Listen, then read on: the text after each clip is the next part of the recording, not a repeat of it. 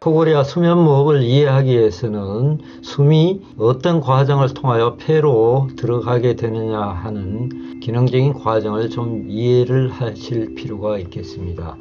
좌측 그림에서 보시면은 코와 입으로 유입된 공기가 기관을 거쳐 기관지를 통해서 폐로 유입되는 모식도가 되겠고요. 그것을 구강 입구에서 확대한 그림이 우측 그림이 되겠습니다. 정상적인 수면은 코로 유입된 공기가 후방에 기도를 통하여 폐로 유입되게 되겠습니다. 이제 이 과정을 3차원적으로 CT를 이용하여 찍어보면은 이 비강 부위, 코 내부는 구름처럼 보이는 부위들이 공기 흐름을 상징을 하고 있고요. 후방으로 이어진 기도가 보이고 있습니다. 그리고 이 설고를 중심 삼고 기도가 무언가 두 쪽으로 갈라진 것처럼 보이게 됩니다. 이 앞쪽이 폐로 연결되어 있고 뒤쪽은 음식물이 들어가는 식도가 되겠습니다. 결국 공기의 흐름이라는 것은 호흡이라는 것은 코로 비공을 통해서 들어와서 비강을 거쳐서 후방에 있는 구인두, 비인두를 거쳐서 후두로 들어가는 일련의 과정으로 볼 수 있겠습니다. 이제 이것을 좀 더 자세한 그림으로 보시게 되면은 일상적인 호흡에 있어서는 코로 들어온 공기가 비강을 거쳐서 혀 후방을 거쳐서 앞쪽에 있는 기관으로 유입이 되겠습니다. 이것이 우리가 바라고 있는 정상적인 호흡이 되겠고요. 또 피럿이 코뿐만 아니고 입을 이용을 해서 호흡하는 방식도 있겠습니다. 이 경우에는 입천장과 혀의 윗면 사이에 공간이 형성되면서 혀 뒤쪽으로 공기가 빨려 들게 되는데 구강호흡을 하기 위해서는 입을 벌려야 되기 때문에 이때 혀가 뒤쪽으로 좀 치우치게 됩니다. 그래서 코호흡 상태의 기도 상황이랑 입호흡 상태의 기도 상황을 보면은 혀가 뒤쪽으로 움직여졌기 때문에 입호흡 상태의 기도는 조금 좁아진다 이렇게 볼 수 있고요. 또 혀 밑에 달려있는 후두개, 후두로 들어가는 입구에 해당하는 뚜껑이 되겠습니다.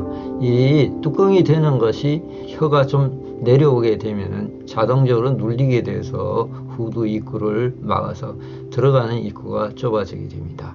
결론적으로 얘기해서 코 호흡도 가능하고 입 호흡도 가능하겠지만은 코 호흡이 공기 유입에 좀 더 유리하게 되어 있습니다. 그 이유는 기도의 변화가 드물고 또 후두개가 충분히 열린 상태로 공기가 유입되기 때문에 상대적으로 입으로 호흡을 하는 것보다는 좀 더 유리하다 이렇게 볼 수 있겠습니다. 그리고 이것을 엑스레이 상에서 우리가 좀 더 보게 되면은 이 경우에는 청모가 되는데 이 뒤쪽에 목젖이 있고 그 하방에 혀가 있고 이렇게 하얗게 보이는 부위가 공기가 통과하게 되는 일련의 기도다 이렇게 볼 수 있겠고요.